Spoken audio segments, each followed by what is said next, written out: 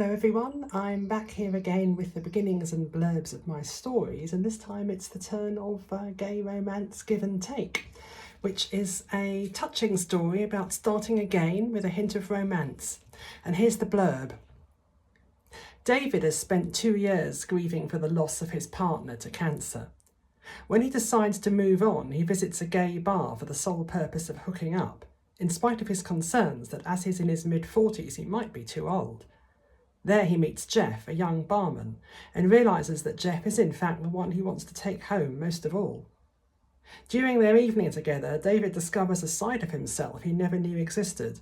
But when the morning comes, can he persuade Jeff that it could be more than a simple one-night stand?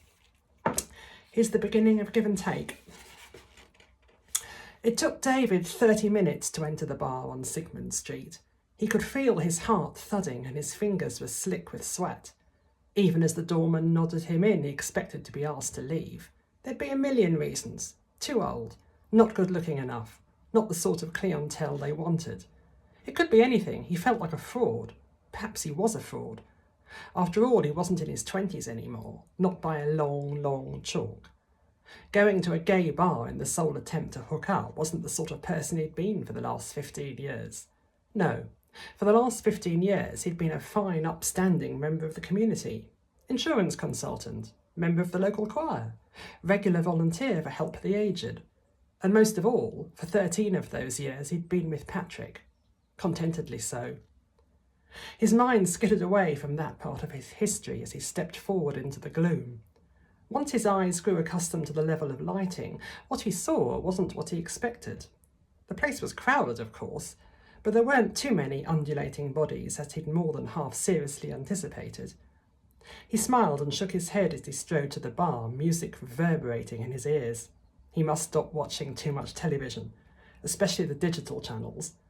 Now all he saw were groups of men talking, some dancing, but nothing too heavy. Everyone was younger than he was, though, by a good 10 years at least, but that didn't surprise him. What did surprise him was the reason he'd come here at all. If Patrick had still been alive, it would have been his birthday, his 50th. In another month it would be David's 45th. When he'd woken up this morning, something had shifted within him, and he'd known, almost from the moment he'd opened his eyes and seen once more the empty space on the other side of the bed, that more than anything he wanted to have company tonight. He didn't care who that someone was either. Just as long as he was attractive, willing, and not after anything else than a one-night stand. After 2 years of grieving and being alone, David thought he deserved it. That's the beginning of Give and Take. I hope you enjoyed that read. Have a great day. Bye.